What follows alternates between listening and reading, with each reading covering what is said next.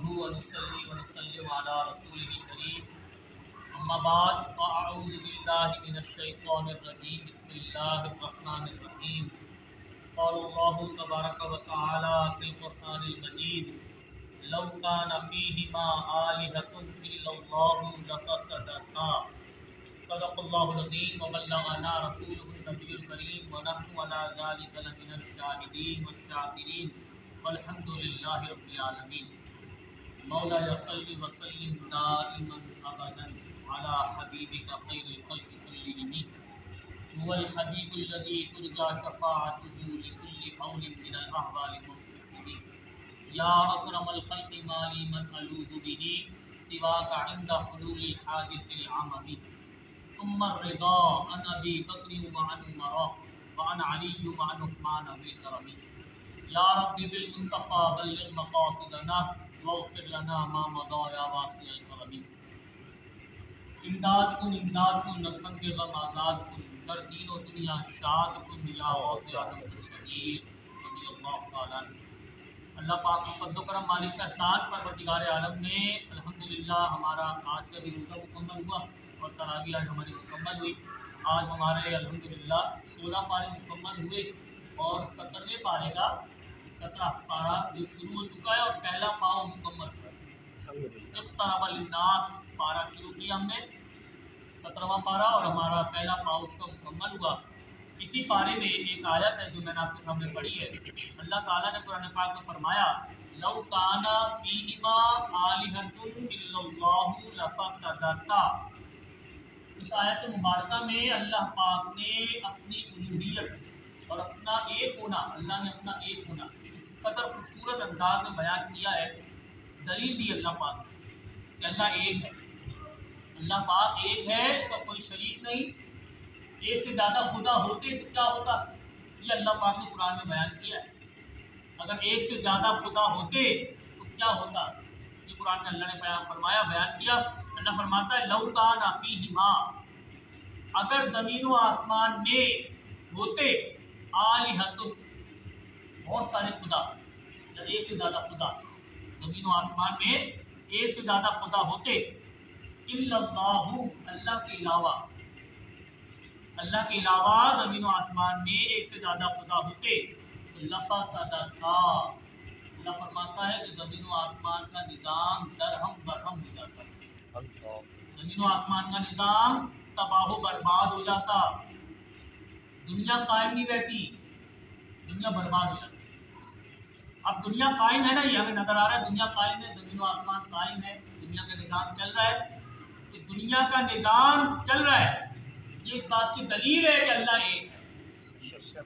یہ کائنات کا نظام چل رہا ہے، سورج کا اپنے وقت پر نکلنا اور اپنے وقت پر غروب ہونا، چاند کا اپنے وقت پر نکلنا اور اپنے وقت پر چاند کا چلے جانا، ستاروں کا نمایاں ہونا، ستاروں کا پھر چھپ جانا، سردی گرمی خزاں بہار، ہر موسم کا اپنے وقت پر آنا اور اپنے وقت پر چلے جانا، یہ پورا ایک نظام اللہ پاک نے چلا رہا ہے۔ اللہ پاک دنیا اتنی بڑی دنیا ہے، اتنی بڑی کائنات ہے، یہ سیارے ستارے، چاند سورج، پھر پہاڑ، ندی نالے چشمے، سمندر، یہ سارا، پھر زمینی مخلوق ہے، فضائی مخلوق ہے، سمندری مخلوق ہے، اللہ اکبر، پھر فرشتے ہیں، جنات ہیں، پھر انسان ہیں، پھر جانور ہیں، چوپائے ہیں، اللہ اکبر، درندے ہیں، چیر پاڑ کرنے والے جانور، اور پھر جو گھاس پھوس کھانے والے جانور ہیں، پورا ایک نظام ہے۔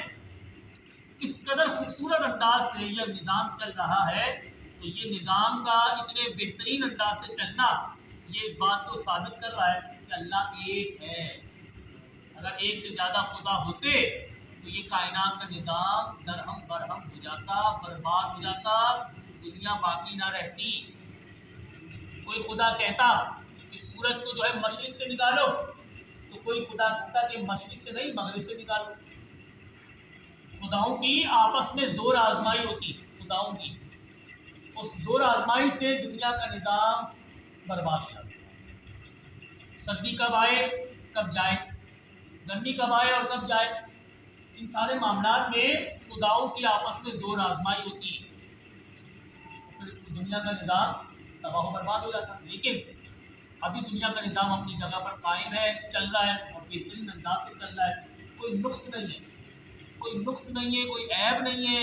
سورج کی یہ مجال نہیں ہے کہ اپنے وقت سے پہلے نکل آئے، اور سورج کی یہ مجال نہیں ہے کہ اپنے وقت سے پہلے غروب ہو جائے، چاند کی یہ مجال نہیں ہے کہ اپنے وقت سے پہلے آئے اور اپنے وقت سے پہلے چلا بھی جائے۔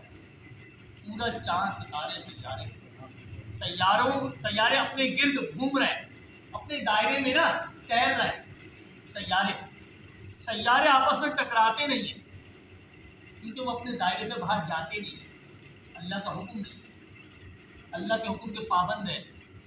زمینی مخلوق ہو، آسمانی مخلوق ہو، سمندری مخلوق ہو، نورانی مخلوق ہو، یا مٹی سے پیدا کیے گئے انسان ہو، ہر طرح کی مخلوق پر اللہ پاک کا حکم چلتا ہے۔ اللہ پاک کے حکم کے پابند ہیں ہم سارے، ہم مخلوق ہیں، خالق صرف ایک ہی ہے، وہ اللہ ہے۔ ہم سب مخلوق ہیں۔ مخلوق کا مطلب ہوتا ہے پیدا کیا گیا، ہمیں اللہ نے پیدا کیا، اللہ پیدا نہیں ہوا۔ جو پیدا ہوتا ہے وہ ہمیشہ سے نہیں ہوتا اور ہمیشہ قائم نہیں رہتا۔ ہم پیدا ہوئے، جب ہم پیدا نہیں تھے تو ہم موجود ہی نہیں تھے، اور جب ہم پیدا ہو گئے تو ہم ہمیشہ کے لیے تو موجود نہیں رہیں گے، ہمیں ختم ہو جانا ہے۔ اللہ کی شان ہے، اللہ ازل ابد سے موجود، ازل سے موجود ہے اللہ، اور ابد تک رہے گا، ہمیشہ سے ہے اللہ کی ذات اور ہمیشہ قائم رہے گی۔ جب کچھ بھی نہیں تھا تب بھی اللہ موجود تھا، آج سب کچھ ہے ابھی بھی اللہ موجود ہے، کل سب کچھ ختم ہو جائے گا تب بھی اللہ پاک موجود رہے گا، اللہ کو فنا نہیں ہے۔ یہ میں سمجھا رہا ہوں عقیدہ توحید، یہ عقیدہ توحید ہے، یہ اللہ کو ایک ماننا، اللہ کو بے مثل ماننا، بے مثل، اس کے جیسا کوئی نہیں، اللہ کے برابر کوئی نہیں، اللہ کے جیسا کوئی نہیں، اور اللہ سے بڑا کوئی نہیں ہے، اللہ سب سے بڑا ہے۔ یہ عقیدہ توحید ہے۔ بد مذہب، بد عقیدہ لوگ، ہم اہل سنت و جماعت، حنفی، بریلوی، ہم مسلمانوں پر یہ الزام لگاتے ہیں کہ ہمارا عقیدہ توحید صحیح نہیں ہے، ہمارا عقیدہ توحید صحیح نہیں ہے، معاذ اللہ، ہم پر یہ الزام لگتا ہے بد مذہب، بد عقیدہ لوگوں کی طرف سے۔ کیونکہ ہم کہتے ہیں یا غوث المدد، ہم کہتے ہیں یا علی المدد، ہم کہتے ہیں یا رسول اللہ مدد۔ یہ ہم جب کہتے ہیں نا، نعرہ رسالت لگاتے ہیں یا رسول اللہ، یہ سب چیزیں کہنے کی وجہ سے جو بد مذہب، بد عقیدہ لوگوں کی خود ساختہ توحید ہے نا، اس پر ضرب لگتی ہے۔ خود ساختہ توحید، اللہ کی بیان کردہ توحید نہیں ہے، ان کی تو اپنی بنائی ہوئی توحید ہے۔ اگر ہم نے اللہ کے علاوہ کسی اور سے مدد مانگی تو معاذ اللہ ان کے نزدیک ہم مشرک ہو گئے، ہم کافر ہو گئے، مشرک ہو گئے۔ کیوں؟ کیونکہ ہم نے مدد مانگ لی اللہ کے علاوہ کسی اور سے۔ بات سمجھ میں آ رہی ہے؟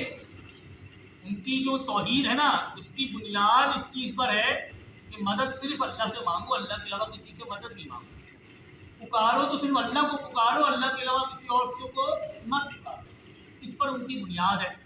حالانکہ توحید کی بنیاد اس پر نہیں ہے، توحید کی بنیاد اس چیز پر ہے لا الہ الا اللہ وانما الہکم الہ واحد قل هو اللہ احد اللہ الصمد لم یلد ولم یولد ولم یکن له کفوا احد۔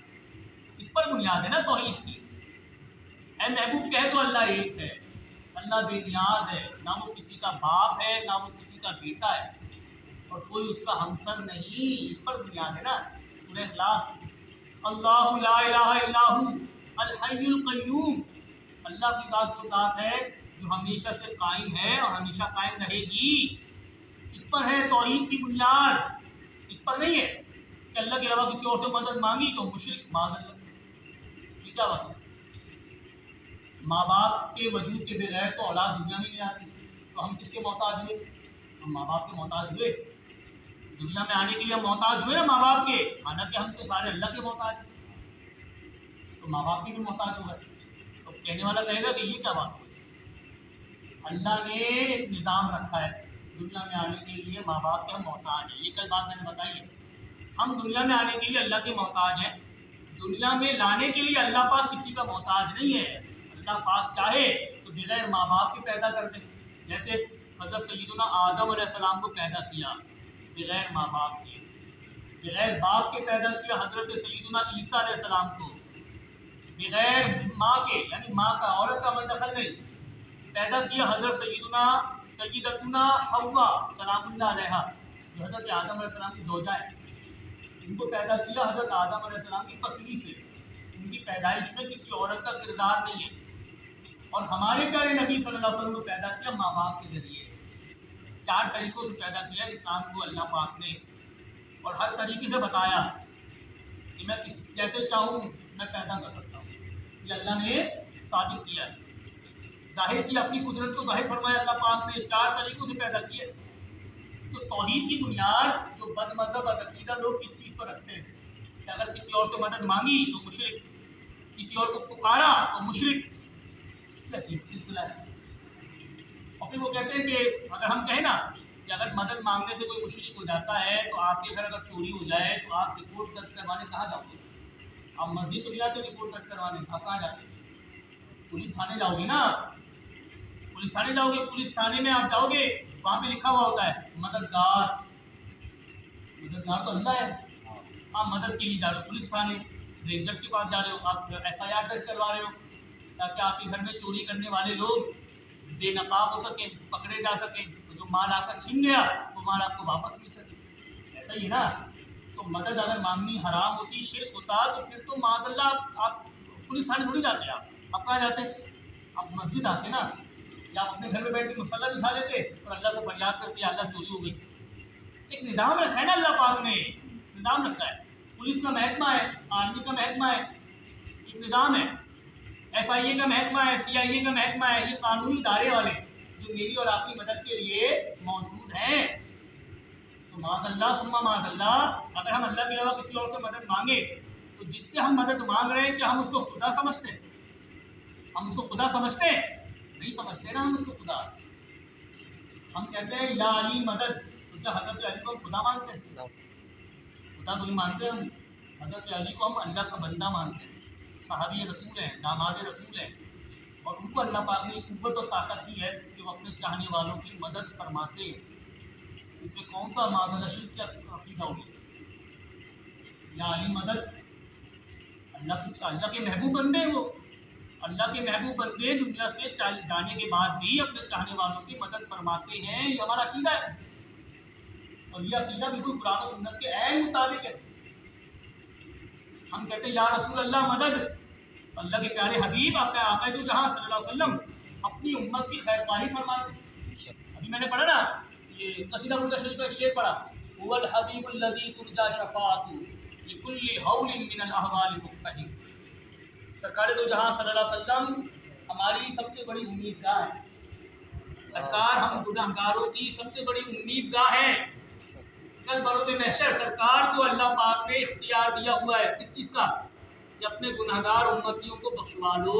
اللہ نے اختیار دیا نا، اللہ جس کو چاہے اختیارات دے، تو اللہ نے اپنے پیارے حبیب کو اختیار دیا، اللہ کے پیارے نبی اللہ کے دیے ہوئے اختیار کو استعمال فرمائیں گے اور اپنے گنہگار امتیوں کی سفارش کریں گے اور جہنم سے نکال کر جنت میں داخل فرمائیں گے۔ یہ عقیدہ کون سا معاملہ شرکی عقیدہ ہو گیا؟ انبیاء، اولیاء، صحابہ، اہل بیت، محبوبان خدا اللہ کی عطا سے مدد فرماتے، اللہ کی عطا سے، اللہ کی عطا کے بغیر کوئی کسی کی مدد نہیں کر سکتا، یہی تو عقیدہ ہے ہمارا، تبھی تو ہم مسلمان ہیں۔ کہ چاہے بندہ زندہ ہو جس سے آپ مدد مانگ رہے ہیں یا وہ اپنی قبر میں ہو، قبر میں جانے کے بعد بھی آپ اس سے مدد مانگ سکتے ہیں، لیکن وہ اللہ کا ولی ہو، اللہ کا محبوب بندہ ہو، اللہ نے اس کو طاقت دی ہو، قوت اور استطاعت دی۔ ہمارے پہلے بھی آپ نے جہاں صلی اللہ علیہ وسلم کے حوالے سے ایک کتاب ہے تنبیہ الغافلین، بڑی مشہور کتاب ہے، وہ کتاب ہے فقیہ ابو اللیث سمرقندی رحمۃ اللہ علیہ۔ انہوں نے ایک واقعہ لکھا، بہت شاندار واقعہ، بڑا پیارا واقعہ۔ انہوں نے لکھا کہ ایک شخص اپنے والد کے ساتھ حج کرنے کے لیے نکلا، راستے میں اس کے والد کا انتقال ہو گیا۔ جب والد کا انتقال ہوا تو بیٹے نے باپ کا چہرہ دیکھا تو باپ کا چہرہ کالا پڑ گیا، سیاہ، اور وہ یہ دیکھ کر رونے لگا، روتے روتے اس پر غشی طاری ہو گئی اور اس کو نیند آ گئی۔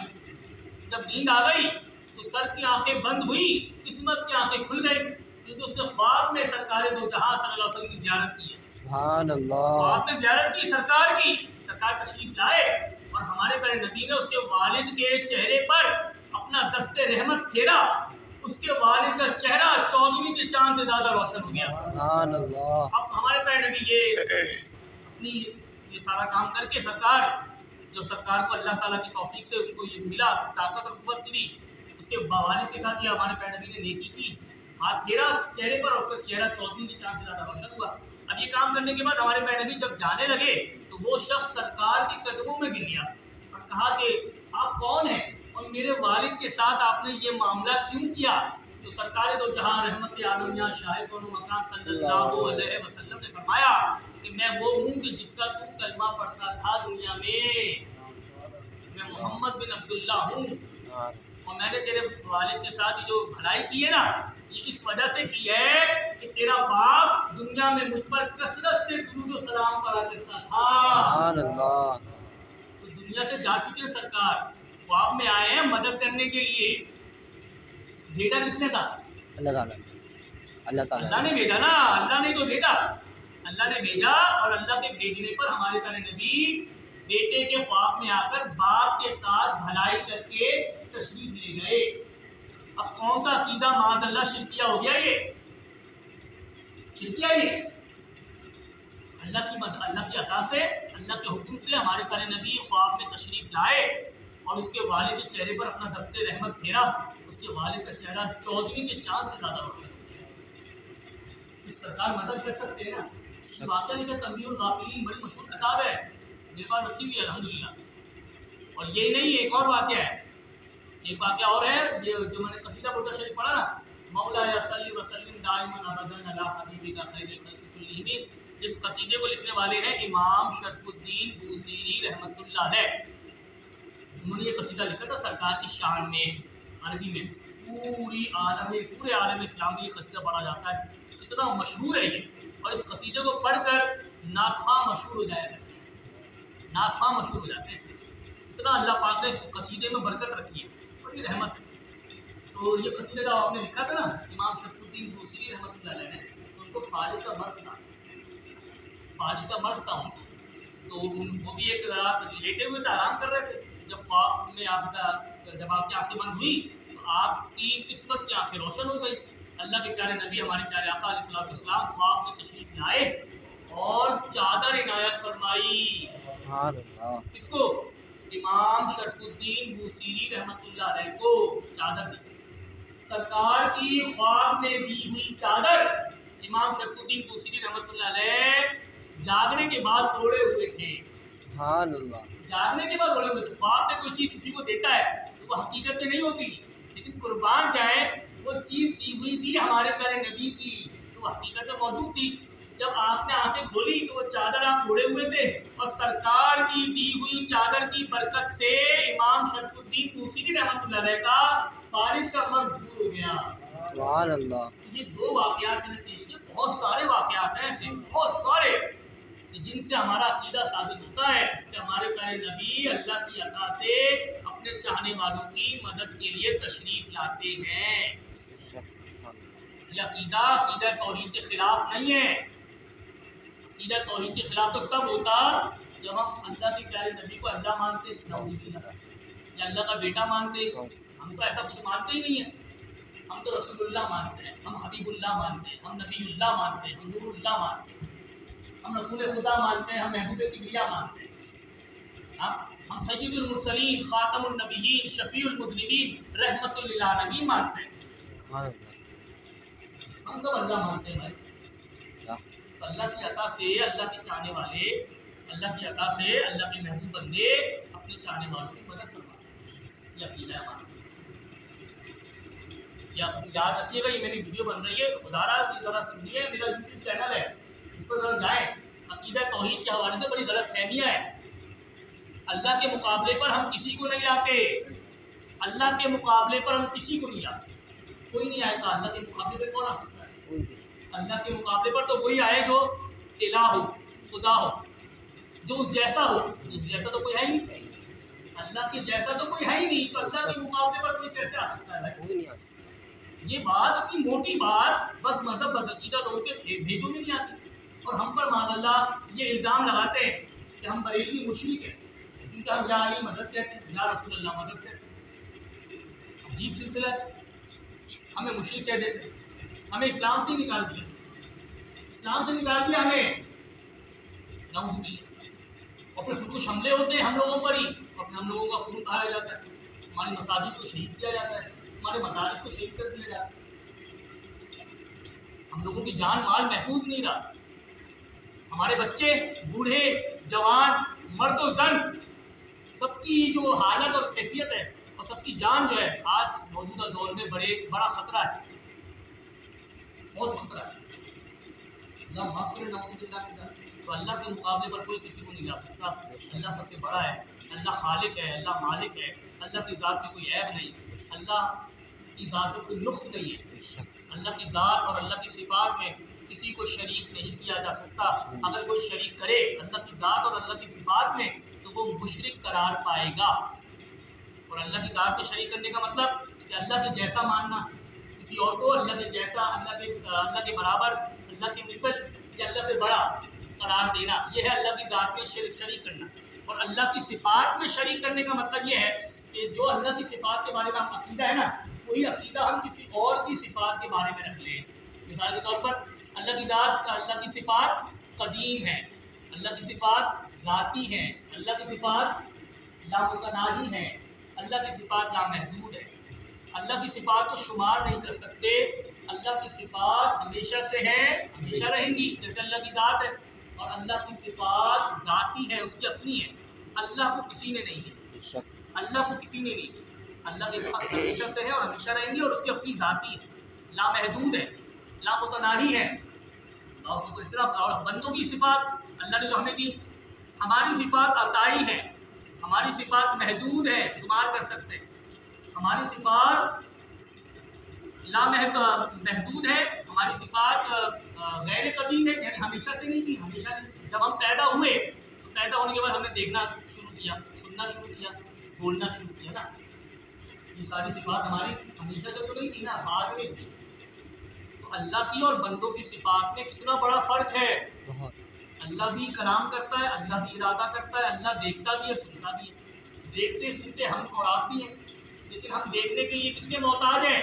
آنکھوں کے، سننے کے لیے کانوں کے، اور ایک شخص ہے جس کے کان ہیں لیکن پھر بھی وہ سن نہیں سکتا، کیوں؟ کیونکہ اس کی قوت سماعت نہیں ہے۔ ایک شخص کی آنکھیں ہیں لیکن پھر بھی وہ دیکھ نہیں سکتا، کیوں؟ کیونکہ اس کی آنکھیں خراب ہیں، آنکھیں رکھنے والے کے باوجود وہ نابینا ہے، اللہ کا حکم نہیں ہے نا دیکھنے کا، اس لیے وہ دیکھ نہیں سکتا۔ بات سمجھ آ رہی ہے؟ لیکن اللہ کسی کا محتاج نہیں ہے، ایک لمحے کے لیے بھی کوئی اللہ تعالیٰ کسی سے بے خبر نہیں ہے، یہ ہمارا عقیدہ ہے۔ اللہ پاک ایک لمحے کے کروڑویں حصے میں بھی کسی سے اللہ پاک غافل نہیں ہے۔ قرآن میں ہے نا، واللہ بما تعملون خبیر، اللہ جو تم کام کرتے ہو اللہ اس سے باخبر ہے، جو تم کام کرتے ہو اللہ اس سے غافل نہیں ہے۔ قرآن میں ہے غافل نہیں ہے اللہ پاک، اللہ پاک کو پتہ ہے کہ پنجرے میں یا گھونسلے میں اگر کوئی پرندہ ہے تو اس نے کھانا کھایا ہے یا نہیں کھایا، بل میں موجود جو چونٹی ہے اس کا پیٹ بھرا ہوا یا نہیں بھرا ہوا، چونٹی۔ اللہ اکبر، اللہ کے علم میں ہے سب کچھ، اللہ کے علم سے باہر کچھ بھی نہیں ہے، اور اللہ کی قدرت میں سب کچھ، اللہ کی قدرت سے باہر کچھ نہیں ہے۔ اللہ اکبر، تو اللہ کی صفات اور بندوں کی صفات میں فرق ہے، اور اس فرق کے ہوتے ہوئے شرک لازم نہیں آ سکتا۔ لہذا ہمارا جو عقیدہ توحید ہے ہم مسلمانوں کا، اس کی بنیاد کسی سے مدد مانگنا یا کسی کو پکارنا نہیں ہے۔ بنیاد کیا ہے؟ اللہ ایک ہے، اس کا کوئی شریک نہیں، وہی الہ ہے، وہی معبود ہے، عبادت کے لائق اللہ کی ذات ہے، اللہ کے علاوہ کسی اور کی عبادت نہیں کی جا سکتی۔ حقیقتاً اللہ ہی مدد کرنے والا ہے، حقیقتاً اللہ ہی مصیبتوں پریشانیوں سے نجات دینے والا ہے، حقیقتاً اللہ ہی مصیبت دیتا ہے اور اللہ ہی مصیبتیں ٹالتا ہے، اللہ ہی بیمار کرتا ہے اور اللہ ہی بیماری سے شفا دیتا ہے۔ کہتا ہے اور اللہ کے نیک بندے کی شفا دیتے ہیں. کیسے؟ ایک بات کر کے بھی ختم کروں گا. حضرت سیدنا عیسیٰ علیہ السلام کا معجزہ قرآن میں لکھا ہے. حضرت سیدنا عیسیٰ علیہ السلام کیا معجزہ تھا؟ آپ مادہ دار اندھے جو پیدائشی اندھے ہوتے تھے ان کے چہرے پر حضرت عیسیٰ علیہ السلام ہاتھ پھیرتے تو اللہ پاک ان کو بینائی عطا فرما دیتا. سبحان اللہ. قرآن میں ہے نا, قرآن میں موجود ہے. براہ راست اللہ نے کسی کو بینائی نہیں دی. اللہ دے سکتا ہے, ہمیں دی نا اللہ پاک نے. ہم جب پیدا ہوئے تو ہم دیکھنے لگے, لیکن اللہ پاک نے حضرت عیسیٰ علیہ السلام کو سبب اور وسیلہ بنایا کہ ان کی امت میں جو لوگ نابینا تھے, مادرزاد اندھے تھے پیدائشی, ان کو حضرت عیسیٰ علیہ السلام ہاتھ پھیرتے ان کے چہرے پر تو اللہ پاک ان کو بینائی عطا فرما دیتا. سبحان اللہ. ہاتھ کس نے پھیرا؟ حضرت عیسیٰ علیہ السلام. نبی ہیں, رسول ہیں, ان کے دستے مبارک میں, ان کے ہاتھ میں اللہ پاک نے وہ ایسی شفا رکھی کہ وہ ہاتھ پھیرتے تو اللہ پاک ان کو بینائی دے دیتا ہے. قربان جائے نا, یہ تو حضرت عیسیٰ علیہ السلام سبب بنے نا, بینائی کے سبب بنے. ایک اور ہے ان کا, ایک اور یہ معجزہ قرآن میں ذکر کیا گیا کہ برس کا مرض ہوتا ہے نا, برس, جسم پر جو ہے داغ دھبے ہو جاتے ہیں سفید سفید, جس سے جسم جو ہے بدنما محسوس ہوتا ہے دیکھنے والے کو, کراہیت سے آتی ہے. تو جو اب برس کا مریض تھے نا حضرت عیسیٰ علیہ السلام کی امت میں, ان لوگوں کے جسم پر حضرت عیسیٰ علیہ السلام ہاتھ پھیرتے تو اللہ پاک شفا عطا فرما دیتا. سبحان اللہ. قرآن میں موجود ہے بھائی, قرآن پاک میں. اللہ پاک حقیقت اللہ ہی شفا دیتا ہے, لیکن اللہ پاک کسی کے ذریعے بھی شفا دلوا دیتا ہے, دے دیتا ہے. ڈاکٹر کے ذریعے نہیں ملتی شفا, ملتی ہے نا, ڈاکٹر کے ذریعے بھی شفا ملتی ہے. اور ہم کہتے ہیں کیا ڈاکٹر صاحب کو شفا دے دی, یہ جملہ کہہ کر مشکل تھوڑی ہو گیا. میں نے ڈاکٹر کو خدا نہیں سمجھا, خدا کے برابر نہیں سمجھا, خدا کے جیسا نہیں سمجھا. خدا کا بندہ ہے, وہ ڈاکٹر کا بندہ ہے. اس نے اپنی ڈاکٹری کے علم کے مطابق طبی نقطۂ نگاہ سے اس نے میرا علاج کیا اور اس علاج میں اللہ نے برکت دی, میں شفا یاب ہو گئی. یہی میرا عقیدہ ہوتا ہے نا. میں یہ کہتا ہوں کہ ڈاکٹر نے میری جان بچائی, جان تو اللہ بچاتا ہے, لیکن حقیقتاً جان بچانے والی ذات اللہ کی ہے, لیکن سبب اور وسیلہ کس کو بنایا اللہ نے؟ ڈاکٹر کو بنایا نا, میں اور آپ تو نہیں بنے. یہ جو چیز ہے, یہ چیز سمجھنے والی ہے کہ ڈاکٹر وسیلہ بنا, سبب بنا, کوئی اور بندہ وسیلہ سبب نہیں بنا. اللہ نے ڈاکٹر کو یہ سعادت بخشی کہ ایک انسانی جان ڈاکٹر نے بچائی. یہ جملے بولنے سے کوئی مشکل نہیں ہوتا, کیونکہ عقیدہ ہمارا معاذ اللہ کے مقابلے میں ڈاکٹر کو لانا نہیں ہے. اللہ کے مقابلے میں کوئی نہیں آ سکتا. یہ میں رکھیے کہ ہمارا عقیدہ توحید ہے, اللہ پاک اس کو سمجھنے کی توفیق. یہ میں آپ لوگوں کو اس لیے کہتا ہوں کہ بنیادی عقیدہ ہمارا کلمہ شروع ہوتا ہے اسی سے, لا الہ الا اللہ. اور عقیدہ توحید ہی کے بارے میں اگر ہمیں پتہ نہیں ہوگا نا, پھر ہمیں پتہ کیا ہے؟ اللہ کے بارے میں نہیں پتہ ہمیں, تو ہمیں کیا پتہ؟ ہم کس چیز کے مسلمان ہیں؟ ہمیں اللہ کے بارے میں عقیدہ نہیں پتہ, کیا کس چیز کے مسلمان؟ پھر ہم صرف نام کے مسلمان رہ گئے, کام کے مسلمان نہیں رہے. اگر کوئی غیر مسلم پوچھ لے کہ تم مجھے یہ بتاؤ تم کس کو خدا مانتے ہو, وہ کیا ہے, کون ہے, کہاں رہتا ہے, کوئی غیر مسلم پوچھ لے تو میں اور آپ کیا جواب دیں گے؟ ہمیں نالج ہوگی تو جواب دیں گے نا, ہمیں معلومات ہی نہیں ہے اللہ کے بارے میں. وہ پھر کہے گا کہ تم کیسے مسلمان ہو؟ جس خدا پر تمہارا یقین ہے, ایمان ہے, اس خدا کے بارے میں تمہیں کتنی معلومات ہے؟ تمہیں کتنی معلومات ہے؟ کوئی عیسائی کو یہودی پوچھ لے تو ہم پانی ہو جائیں گے, پانی ہو جائیں گے ہم لوگ. میں بہت زور دیتا ہوں اپنے بیانات میں کہ خدا را علم سیکھو, علم دین ضرور حاصل کرو. عقیدہ توحید ہمیں پتہ تو ہو. اگر کوئی غیر مسلم نہ بھی پوچھے, میرا بچہ پوچھ لے مجھ سے تو میں کیا جواب دوں گا؟ بچہ پوچھ لیتے ہیں, بچے جو ہے بچپن میں پوچھ لیتے ہیں پاپا اللہ کون ہے, اللہ کہاں ہے. بچے جو ہے پوچھ لیتے ہیں نا, ایسے سوالات پوچھ لیتے ہیں. اب ہم کیا جواب دیں بچے کو؟ بچہ پوچھ رہا ہے, اگر اس کو آپ نے ڈانٹ دیا اور بتایا نہیں تو وہ کس سے جا کے پوچھے گا؟ بچہ جائے گا کہاں پوچھنے کے لیے؟ بچہ پوچھے گا آپ سے پاپا یہ کلمہ ہے لا الہ الا اللہ, اللہ ہے کون, اللہ کہاں ہے, اللہ نظر کیوں نہیں آتا؟ یہ سوالات بچوں کے ذہن میں پیدا ہوتے ہیں. جواب کیسے دو گے؟ بچوں کی تربیت کیسے کرو گے؟ اس لیے خدا را ذرا سوچو سمجھو، ہمارا بنیادی عقیدہ ہے عقیدہ توحید، اس کے بغیر تو ایمان ہی نہیں ہے۔ پہلا عقیدہ ہے، اس کے بعد آتا ہے عقیدہ رسالت، رسولوں پر اور انبیاء پر ایمان۔ آمنت